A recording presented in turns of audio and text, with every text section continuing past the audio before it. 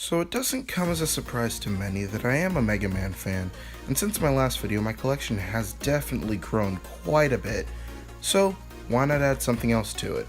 Hello there, I'm Troublesome Junction, I have a toy. Let's review this toy. I'm Troublesome Junction, and I'm bringing you the 8-bit Mega Man vs. Cutman set by Jakks Pacifics.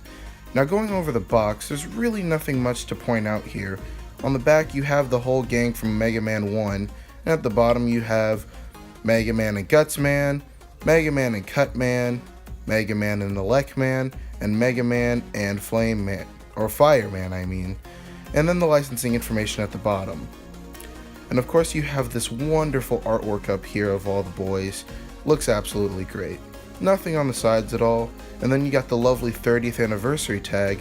Only thing from that I have is this Sentinel Mega Man figure. It's great and all, but why not add something else that's from that era?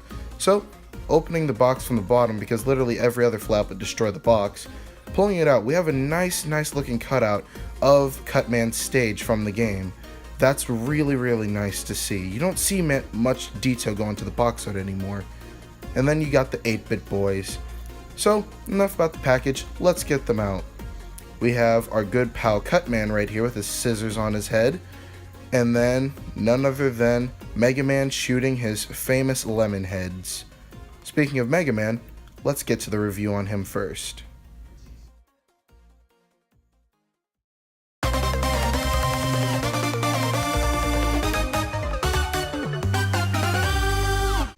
Our favorite Blue Bomber, Mega Man, first debuted in December of 1987. So first off, looking at this lemon head right here, it is actually really cool.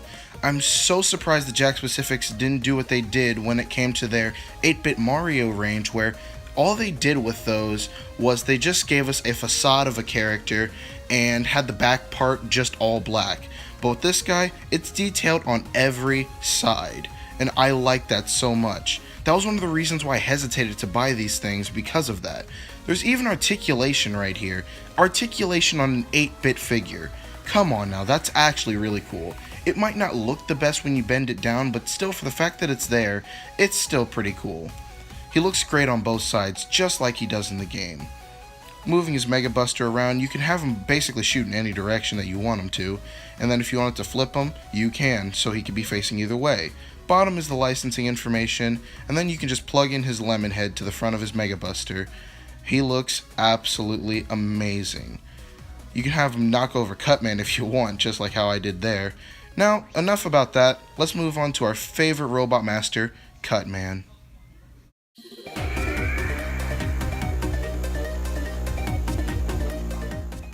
Easily my favorite Robot Master of all of the Mega Man series. It goes to Cutman as being my single favorite. And I'm so glad I picked this up because he looks great. He has articulation in both of his hands, and that's about it for it. You can't really have too much articulation with these because they are just sprites in the end of the day. You can do him like this and have him maybe get into a jumping pose like he jumps around in the stage, and then take his scissors off of his head and put them in the front of his hand like he's throwing them. I even like this figure so much I decided to replay Mega Man 1 to fight his boss fight.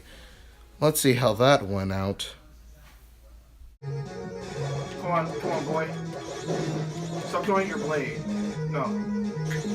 I'm going to cut you. No. No. I forgot how freaking. No. He's halfway down. I can't die now. Come on. Lemon boy. Oh, I did it. What? Oh! What? Oh! What? Okay, keep filming this. That's cheating. That is seriously cheating for this. Yeah. Alright, Otis.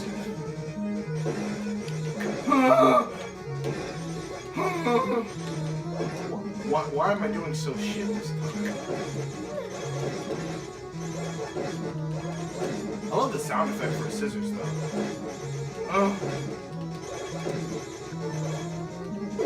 Yo, we did it. Yeah, not the best game to play with a GameCube controller. But anyways, comparing these two Mega Man right here, the loyal subjects in this one, you can definitely see how much Mega Man has changed over the years.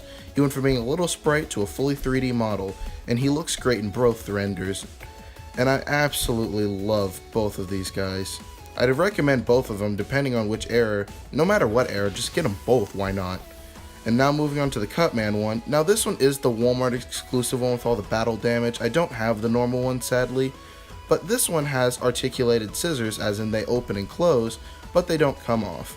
And of course this figure has more articulation and, swivels in the head. And this one over here, though, is more accurate to the game, where you could take the scissors off of his head and then put them on the front to simulate him throwing them. Now for which one I like better, I really can't say. I probably would say the 8-bit one, just because it has a lot of charm to it, and the battle damage one is nice and all, but I would have really liked it if you could take it off.